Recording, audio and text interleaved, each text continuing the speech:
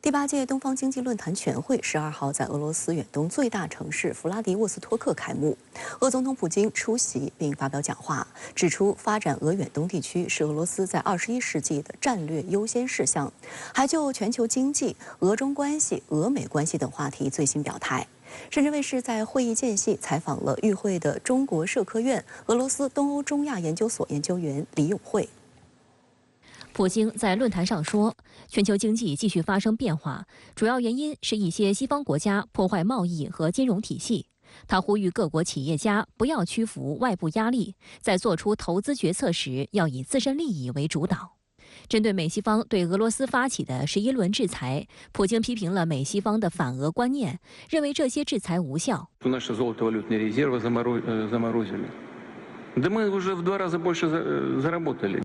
普京分析指出，西方只看重利益，所以他们没有朋友。他表示，美西方现在看待中俄都戴着有色眼镜，看到中国迅速发展，西方就企图阻挠，但这一图谋不会得逞。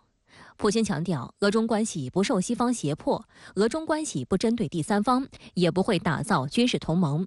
中国社科院俄罗斯东欧中亚研究所研究员李永慧目前正在弗拉迪沃斯托克参会。他在会议间隙接受了深圳卫视的采访，他分析了普京讲话的背景。这个也与他内外的环境有关系吧，因为从2014年以后，西方对他进行制裁以后呢，他就逐渐的要积极的向东看，特别呢提出来就是在远东地区实行超前经济发展区和自由港的这个制度，这些制度工具的推出呢，都是为了提振远东的这个经济，也是为了能够使俄罗斯经济有一个新的增长点。同时呢，在2022年2月24号俄乌军事冲突爆发以后呢，俄罗斯呢更进一步的提出来要积极的向东看，它是有战略的这个目标、战略选择在里面，希望能够更进一步的巩固亚太市场，特别是在它的这个能源和军工出口方面能够重新布局亚太。12号，普京会见了应邀出席第8届东方经济论坛的中国国务院副总理张国清。普京向中方表示，两国地方合作方兴未艾，远东开发成为俄中两国合作新的增长点。李永慧向深圳卫视分析，远东开发蕴含着基础设施建设的机遇，潜力很大。从东方经济论坛2015年举办以来呢，我们每年都会派国家领导人来参加。从这个参加经济论坛的本身呢，就意味着我们非常重视和俄罗斯在远东地区的合作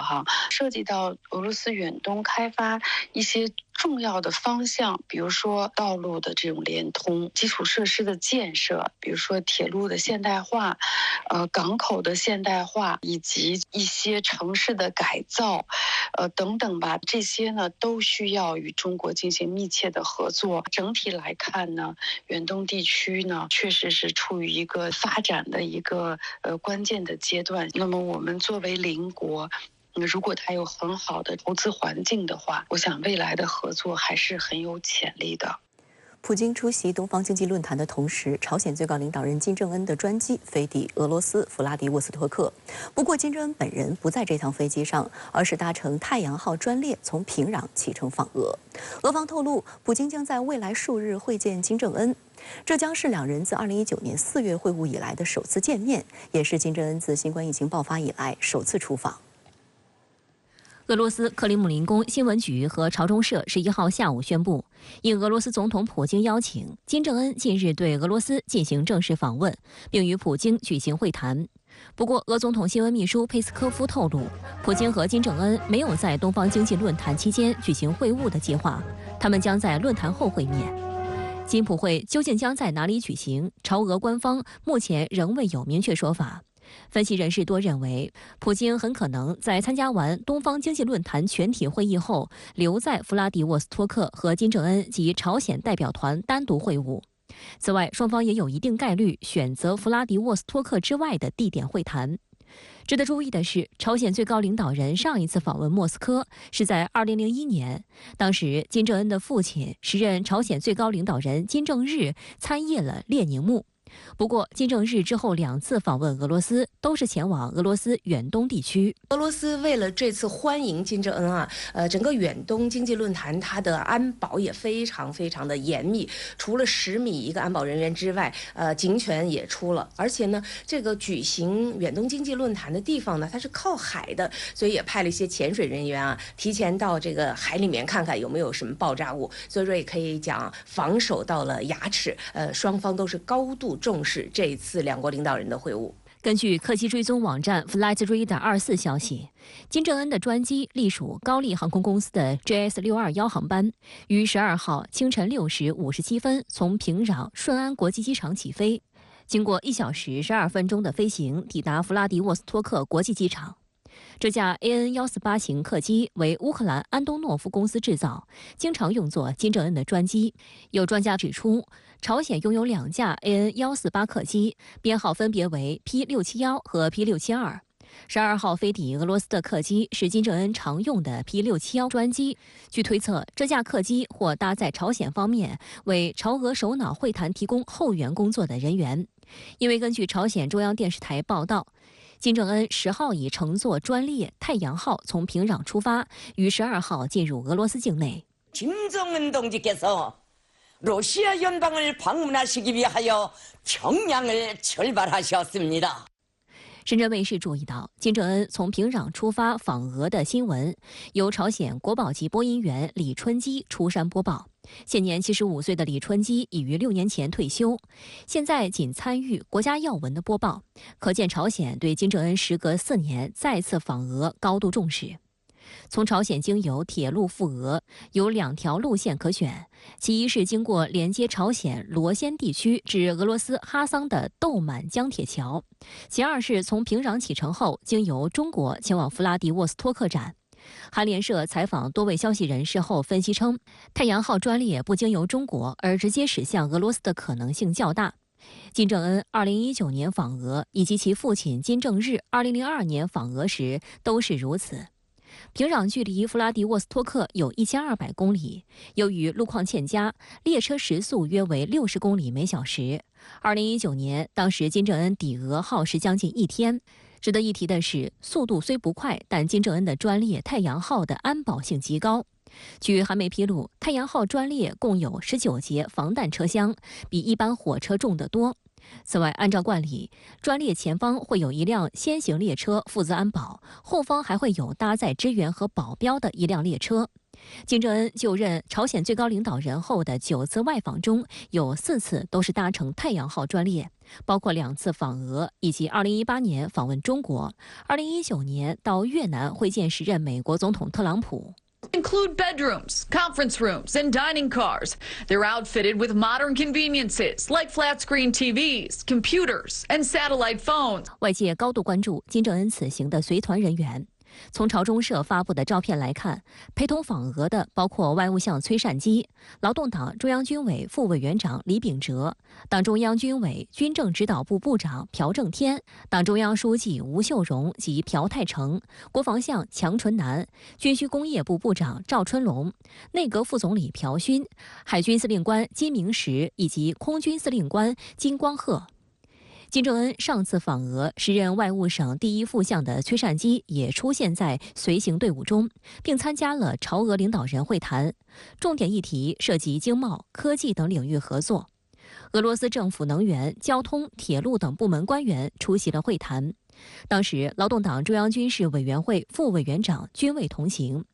而这一次随行的豪华阵容中，除了劳动党中央高官和外务相，不乏朝鲜军方实权人物。 북한 매체들은 김 위원장의 러시아 방문 일정에 군부 핵심 간부들이 동행했다며 출발 사진을 공개했는데요. 韩国《韩民族日报》的报道指，近期朝俄互动频繁。今年7月，金正恩刚刚会见了访问朝鲜的俄罗斯国防部长绍伊古，为其举行午宴、互赠礼物，并共同参观武器装备展览会。当时双方就进一步发展两国在国防安全领域的战略战术协同合作等一系列问题进行了认真商议，还讨论了世界武器装备发展趋势和发展战略。因此，延续此前的讨论，此次朝俄领导人会谈中，武器交易和联合军演预计是重点议题。比如说155毫米的炮弹，朝鲜手里还是有的，而俄罗斯这边是做不到一个自给自足的。而朝鲜最想从俄罗斯手里得到呢，是一些先进的军事技术，包括洲际弹道导弹的技术，也包括核潜艇技术，还有先进的一些卫星侦察方面的技术。国务院发展研究中心欧亚所学术委员盛世良向深圳卫视表示，俄乌军事冲突旷日持久，俄罗斯此时不仅缺少炮弹，也面临缺少国际支持、能源粮食出口困难等问题。因此，金普会也有可能谈及朝鲜向俄罗斯派遣劳务人员、俄罗斯对朝出口粮食等问题。俄罗斯呢也有许多地方需要跟朝鲜的合作，比如说一个共同应对制裁。又比如说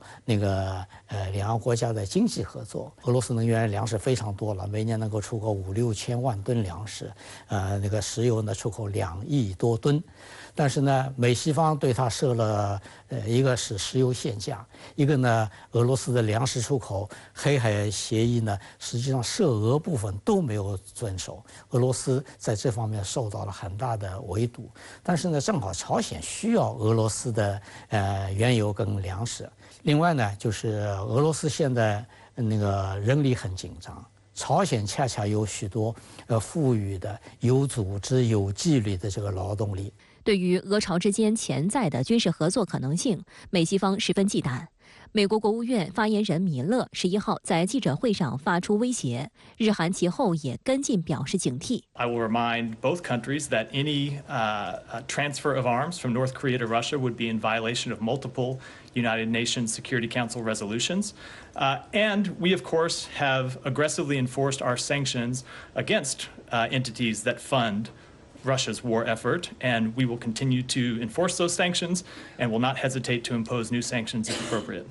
俄总统新闻秘书佩斯科夫强调，发展对朝鲜外交重要的是两个国家的利益，而不是来自华盛顿的警告。我们将以我们两国的利益为主导。俄罗斯副外长安德烈·鲁坚科表示，一旦收到首尔的相关请求，俄罗斯愿意向韩国通报金正恩的访俄结果。相关话题来连线特约评论员孙兴杰。孙先生您好，朝鲜领导人金正恩应邀访问俄罗斯，两国领导人将举行会谈。那么您对于此次朝俄领导人会晤有什么观察？俄罗斯总统新闻秘书佩斯科夫宣布了朝鲜领导人金正恩访俄的消息。在此之前呢，国际媒体也披露过类似的消息，而且金正恩乘坐专列抵达了俄罗斯。此次访问的日程、会谈的内容都没有明确的消息。此次会晤如以往一样呢，保持了神秘性。我个人观察呢，此次朝俄领导人会晤有2个关键点值得我们去观察和关注。第一个呢，就是此次访问会达成什么样的合作成果。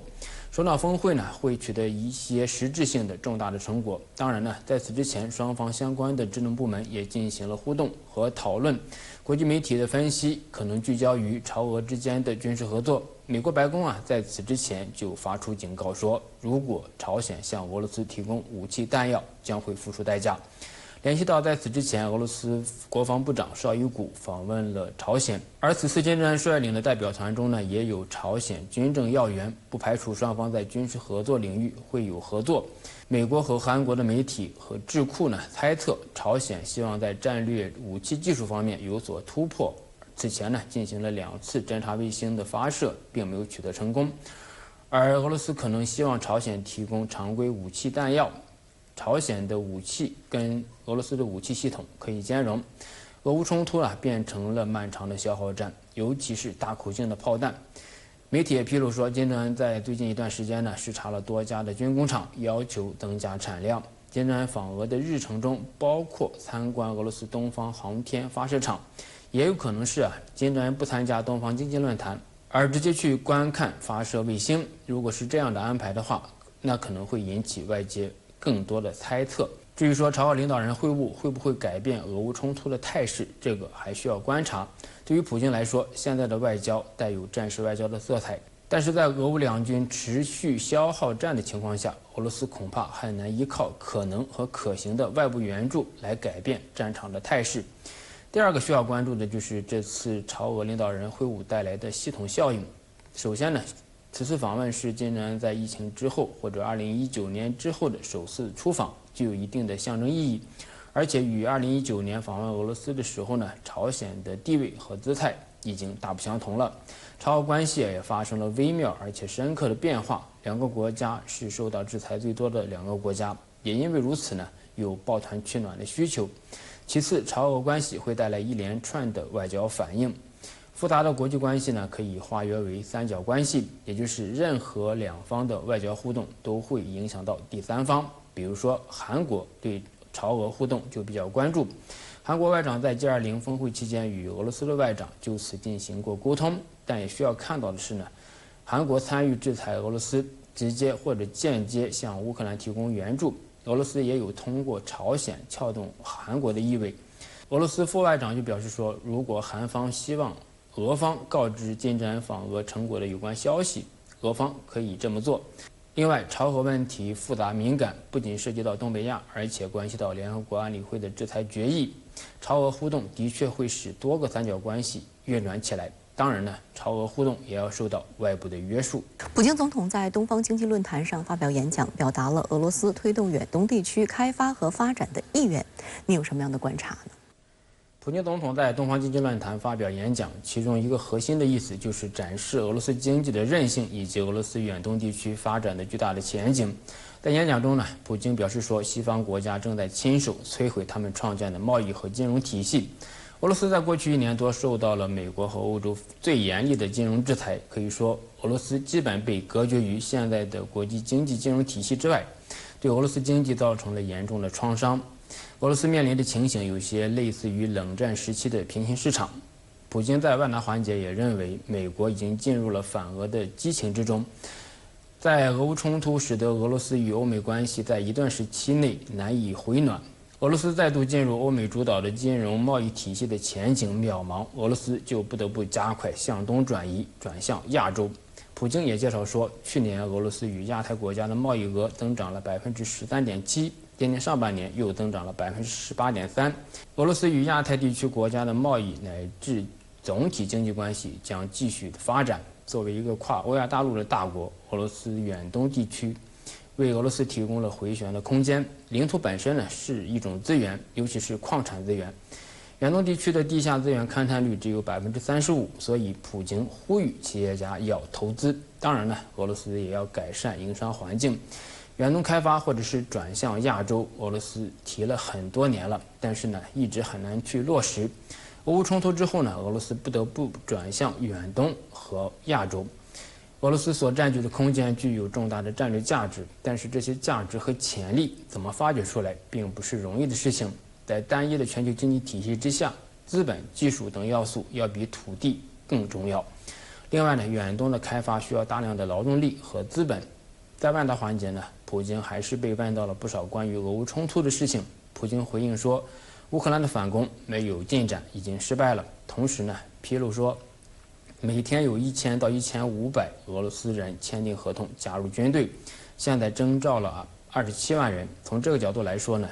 远东经济开发也需要在这样的大背景之下来看。事实上呢，和平是发展的重要条件。什么时候俄罗斯结束冲突，那个时候远东的开发或许会进入一个新的阶段。继今年4月首次前出西太海域进行远洋演训之后，解放军航母山东舰再次整装出发前往这片远海海域。与此前不同的是，这次山东舰的航行路径最近时距离台岛最南端仅约60海里。台媒惊叹，这是山东舰距离台湾地区最近的一次航行。在台北举办的一场地缘政治高峰论坛上，美国知名学者约瑟夫·奈表示，台当局只有放弃台独，两岸才能保持和平。台防务部门11号发布消息显示，大批解放军舰机连续2天在台岛周边活动，其中11号上午5时起，解放军歼16、苏30、空警500及无人机等各型机计13架次在台岛周边展开行动，其中11架次越过所谓海峡中线延伸线。引起岛内舆论强烈震动的是，当天解放军山东舰航母编队位于台湾本岛最南端的鹅銮鼻东南方向60海里，约110公里，朝东航行，进入西太平洋航训。这是山东舰距离台湾地区最近的一次航行。台防务部门随即发布一张模糊图片，展现所谓掌握状况。今年4月初，山东舰进入首次远海训练时，曾从鹅銮鼻外约200海里处经过，穿过巴士海峡进入西太平洋。台空军当时紧急出动 F-16V 战斗机，拍摄了一张模糊不清的山东舰照片。完成在台湾东部海域的联合演习后，山东舰又于4月24号左右，从距离鹅銮鼻东南方约120海里处返航。岛内媒体报道称，山东舰这次又朝台湾本岛推进80海里。时事评论员宋忠平向深圳卫视表示，这次山东舰与台湾本岛的距离进一步缩小到只有60海里。对于航母舰载机而言，如此短的距离几乎是刚起飞就逼近台湾海岸线的感觉了。如果放飞歼15，3分钟即可抵达台岛，而这种近距离逼近对台湾方面产生的震慑效果，其实也正是航母战斗群的最重要日程作用之一。航母战斗编队上面的主要攻击手段是什么？要靠舰载机。舰载机的有效攻击半径是在1000公里甚至更远，也就是要在防区外使用武器装备，才能确保自身的武器装备处在有利的状态。作为航空母舰战斗编队，它需要距离对手的海岸线要有一定的距离，这个距离就在于对手究竟拥有什么样的制海的装备。你像台湾当局拥有包括鱼叉在内的反舰导弹，还有雄风在内的反舰导弹，这些反舰导弹它的有效射程可以达到200公里甚至更远。如果真是爆发了军事冲突的话，首先第一轮要打击对方的反舰能力，打击对方的抗登陆能力。如果这些军事装备都已经被悉数摧毁，那么作为我们的航母战斗编队，距离海岸线近一点也无所谓的事情。宋忠平认为，山东舰年内第2次潜出西太，凡是航母所涉及的所有科目都有可能演练，包括舰载机和航母之间的协同作战、区域防空、反导、反潜以及对地、对海攻击等。解放军的航母作战编队实现常态化到台岛东部及西太海域演训，也就意味着这些海域今后不再是陌生海域了。作为台军来讲，在台湾岛的东部有大量的军事部署，无论是海军、空军都有大量的军事部署。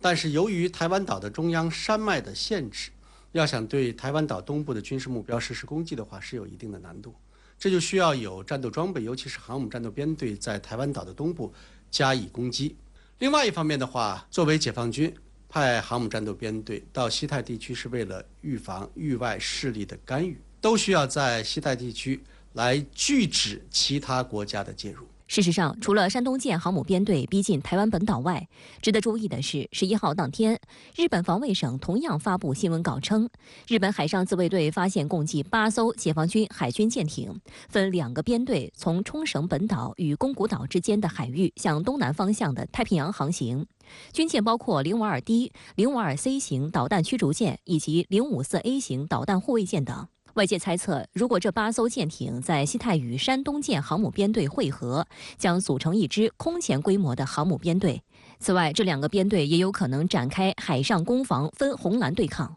宋忠平分析称，台岛以东海空域是封控台岛的重要一环。在解放军未列装航母之前，台军曾制定保存实力的东输方案和计划，同时相关域外干涉势力也试图从台岛以东海空域来强行介入。这对打击台独势力和遏制强敌介入提出了挑战。而现阶段，解放军航母编队从根本上完成了在台岛周围形成密不透风的封控闭环，特别是彻底弥补了台岛东部海空域的薄弱一环，从而打破台独势力向东逃窜的企图和乞讨外援的幻想。解放军已完成对台岛势力瓮中捉鳖的布局。一场演习从战略级别的角度来讲的话，它有其战略目标。但是这样一个战略目标的实施，需要有各种各样战役级别的演练、战术级别的演练。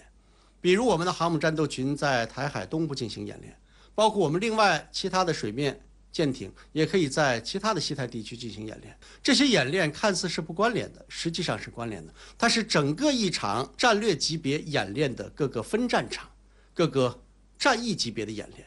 为什么？因为解放军未来对台军事斗争准备，他所面对的不仅仅是台军，所以为什么要在这些海域齐头并进举行军事演练，甚至各个军兵种都要介入，就是着眼于最坏的打算。岛内舆论认为，山东舰航母编队作为体系力量参与环岛演训，是对台独分裂势力与外部势力勾连挑衅的严重警告。就在9号，美国约翰逊舰、加拿大渥太华舰过航台湾海峡，并公开炒作称，此举是执行所谓航行自由行动，展示美国及其盟友对维护一个所谓开放印太地区的承诺。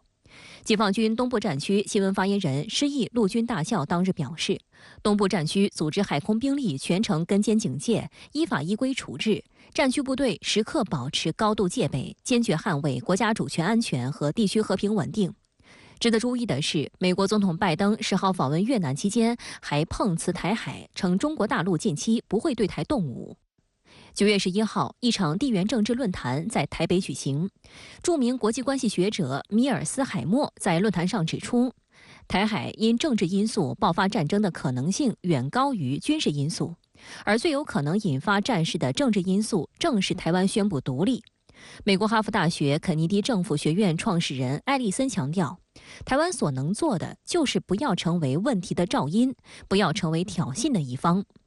马英九在开幕致辞时指出，他2016年卸任后，两岸关系快速恶化，增加了民众的危机感。今年8月，台湾地区副领导人赖清德的所谓“新两国论”已严重危害两岸关系和平稳定，令人忧心。他强调，美国与西方如果真正关心台湾，就应该鼓励两岸对话谋和，这才是对各方最有利的和平政策。If we have no de jure independence for Taipei and no use of force by Beijing, there's no reason we can't preserve this status quo. 软实力概念提出者、美国政治学者约瑟夫·奈通过视频发言，他向与会者强调，中美关系不能用冷战来形容，双方全面脱钩代价太大，美国的盟友也未必跟进，气候变化等全球议题也没有一个国家可以单独解决。无论如何，美国与西方都需要面对与中国既竞争又合作的关系。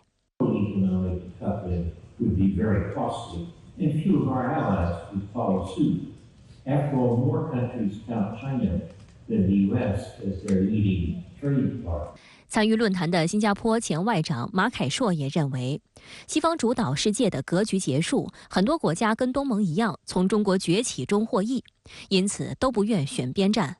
马凯硕指出，中美对抗的结果更难预测，因为美国不再像美苏冷战时期获得多国支持的明显优势。唯一肯定的是，两国对抗在未来10年会变得更严重，其他国家不愿被卷入中美博弈。国家安全部门11号披露一起时间跨度超30年的间谍案件。美国间谍梁成运利用其伪装身份，长期接受美间谍情报机关任务，严重危害国家安全，被我国司法机关依法予以严惩。案件有何细节值得警惕？近来，国安部接连披露多起涉华间谍案，其中更直接点名美国中情局释放哪些信号？来看看报道。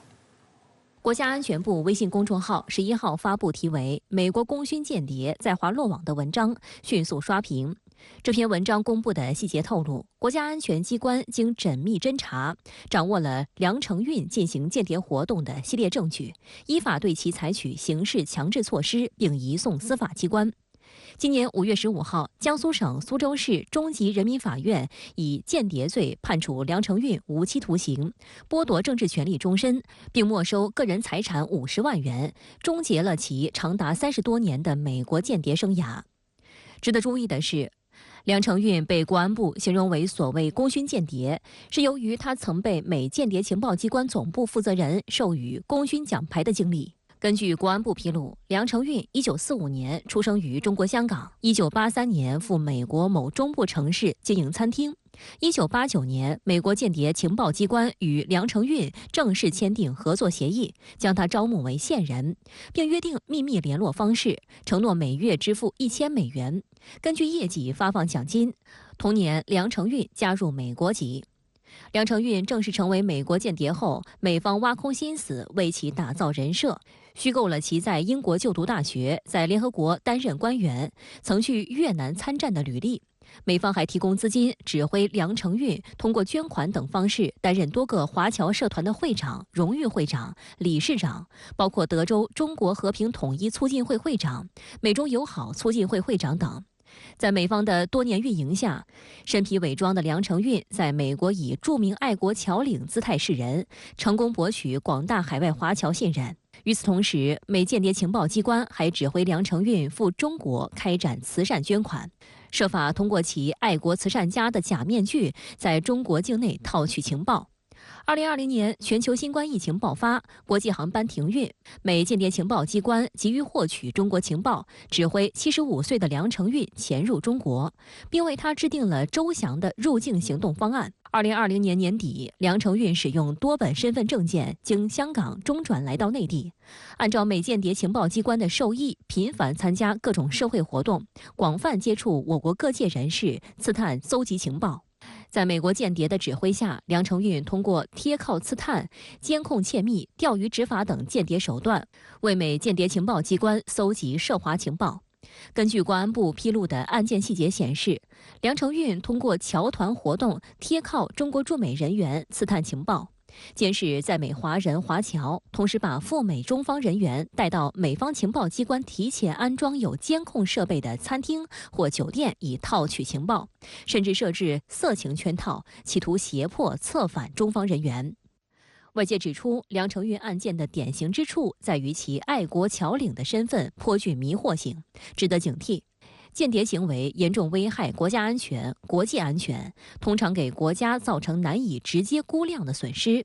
一个普通的经济间谍带来的损失可能高达几亿、几十亿，乃至上千亿元。个别间谍犯罪行为还可能给国家声誉带来不可挽回的损失，甚至直接影响国家战略推进。他在针对对华的情报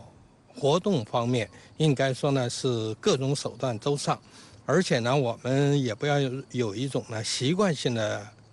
认知，也就认为呢可能特定的人群呢才会成为美国中央情报局发展的对象。几乎我们看到呢，任何可能的人群呢都会成为美国呢情报机构所要针对或发展的进行对华情报工作的对象。梁承运的案件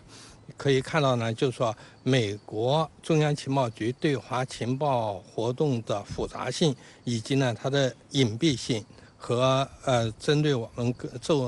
构成的危害的呢，就是说是严峻性。随着梁承运案例的公布，奋斗在隐蔽战线上的国家安全部再次受到外界关注。今年7月31号，国家安全部微信公众号完成注册认证。8月1号，公众号首次亮相，并刊文反间谍需要全社会动员，指出当前反间谍斗争形势严峻复杂，反间谍更需要人民群众广泛参与，共同防范。截至9月12号，公众号已发布37篇内容，内容涵盖反间谍科普、公布间谍典型案件等，以公众日常生活为切入点，普及反间防谍的国家安全常识。分析指出，国家安全部成立40年来，首次在互联网开通官方发布平台，释放出重要信号。由于职能原因，长期居于幕后的国家安全部门如今走上台前，与公众互动交流，有利于提醒公众自觉维护国家安全的重要性。我们当前所面临的境外势力对华的情报间谍活动呢，让它的活动的范围更广了，手段呢更多了，也就是说呢各种各样的。那么过去呢，我们重点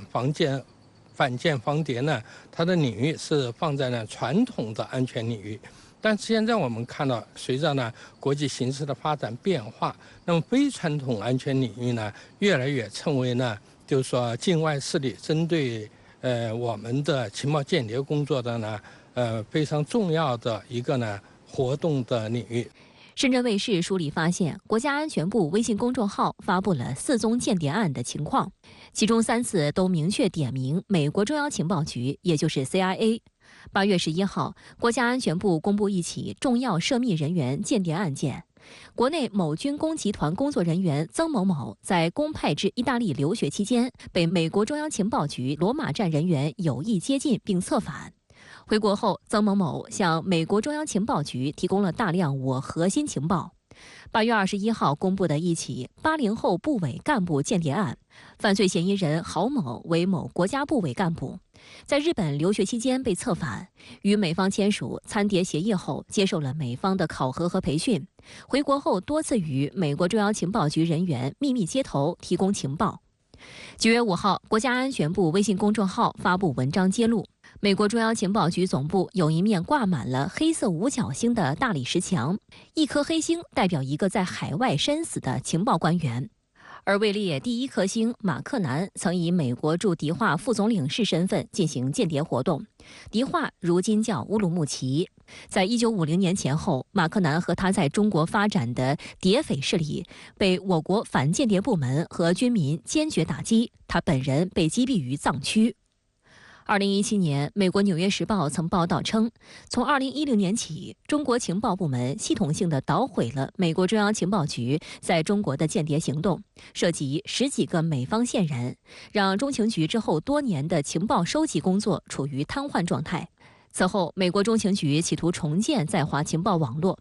2021年10月，美国中情局宣布成立中国任务中心，将所谓中国威胁与反恐工作相提并论。为此，该部门还曾公开招募会说中文的特工，希望特工掌握普通话、粤语、上海话、客家话等。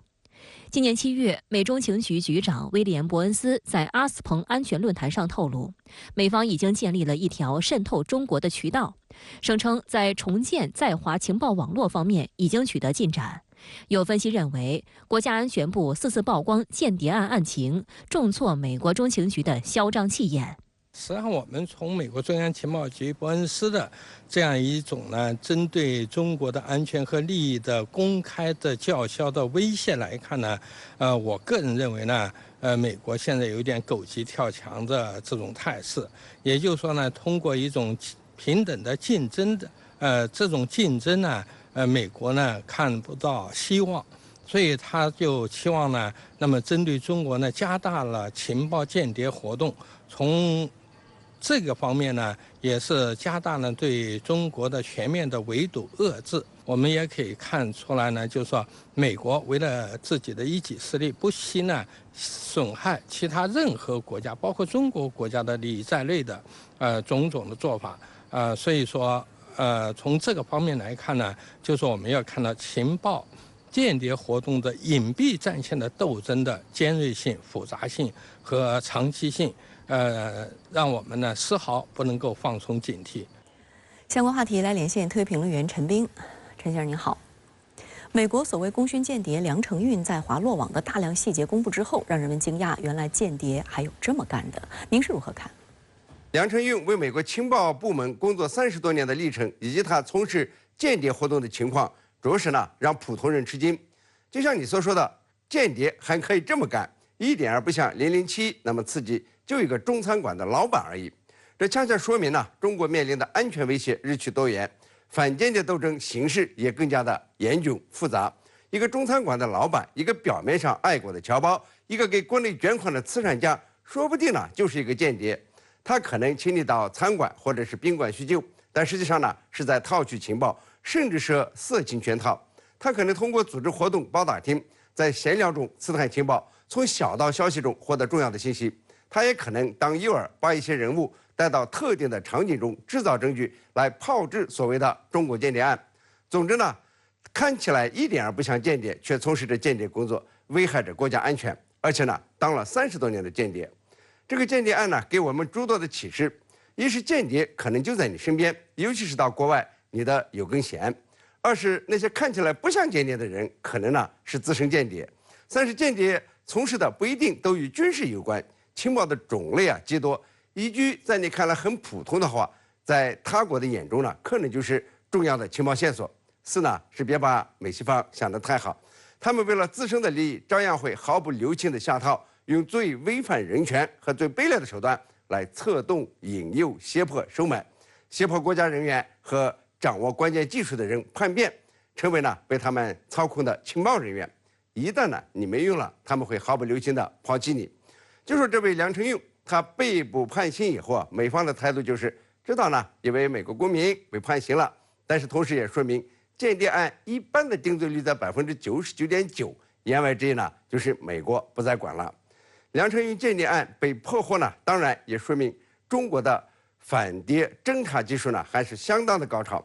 就在美国中情局局长伯恩斯吹嘘重建中国间谍网的工作取得了进展的时候，中方呢便揪出了这位从事间谍活动30多年的功勋间谍，直接打脸中情局头子。国家安全部官微上线，那为何宣传反间防谍需要全民的支持与参与，同时强调依法惩治间谍行为与尊重保障人权并重？那现在反间防谍与以往有何不同？这是一个好问题。现在反间防谍的形式呢，的确与以往有较大的不同。过去很长一段时间呢，全球化是主流，合作共赢是主流，各国间的交往、学术界和企业界的交往都比较正常，彼此间呢提防的东西少。现在呢不同了，美国为了维护霸权、打压中国，正在制造全世界的分裂、竞争、对立、相互提防和制约，正成为新的潮流。这使得中国呢不得不面对这种现实，要加大这个反间防谍的力度，增强国家安全意识。另外一个变化是，间谍活动日趋多元和复杂，不再像过去一样呢多集中在军事、科技、商业机密等方面，而是渗透到了生活的方方面面。尤其是网络和舆论方面，有的时候呢看起来是一桩小事，经过网络的炒作，可能呢给国家安全带来重大的风险，给社会稳定带来麻烦。所以呢，这个国家安全是人人有责，反间防谍需要全社会动员。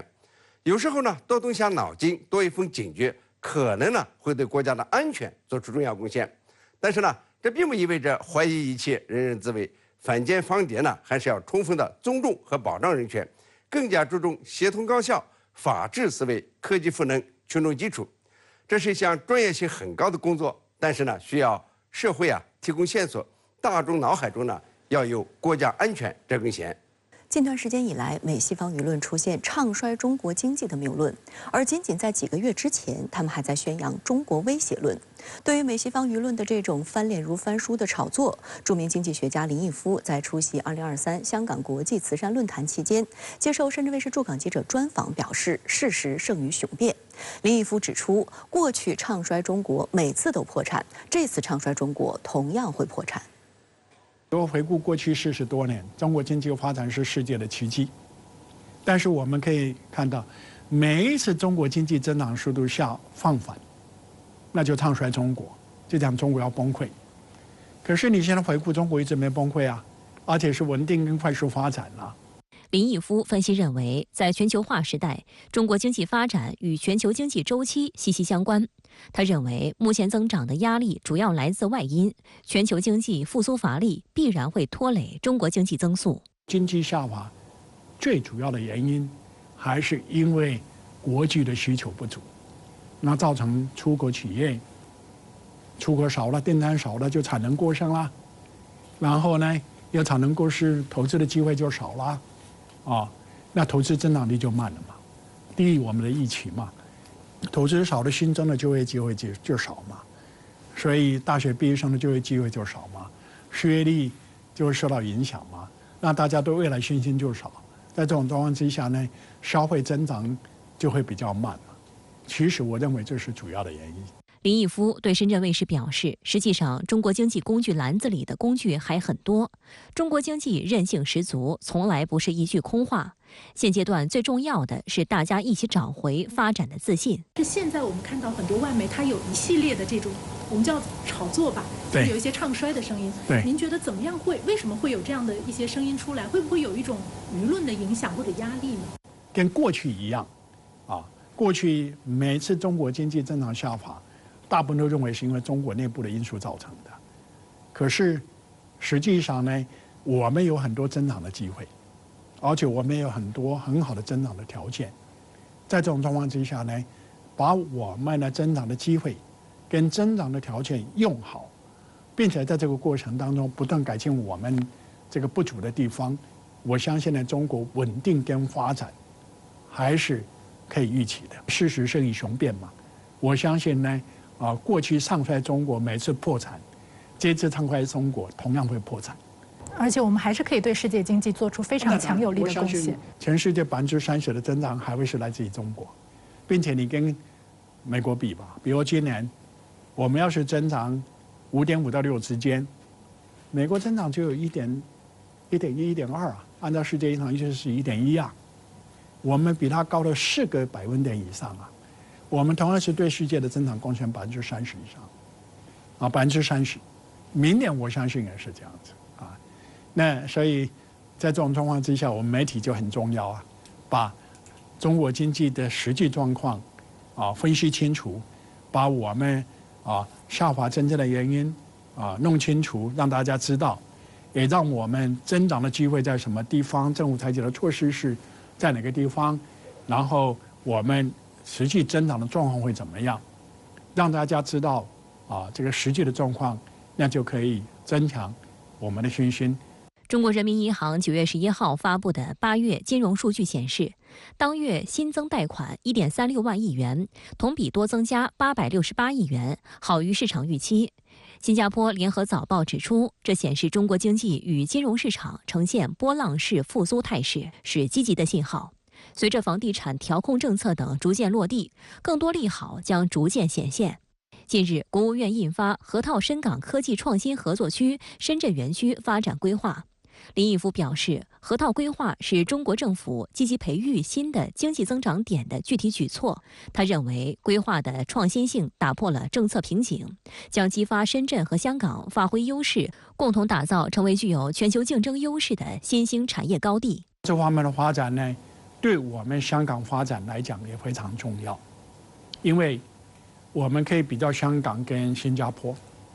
在80年代的时候，香港的人均 GDP 比新加坡高，现在香港的人均 GDP 比新加坡低。那为什么发生这样的一个变化？一个相当重要的因素呢，是新加坡它在发展过程当中，制造业是不断产业升级，那制造业一直是在经济当中一个很重要的增长的来源，那我们香港呢，在80年代的时候，其实制造业也很多，但是呢，大部分的制造业呢都移到内地去以后，香港本身没有产业升级，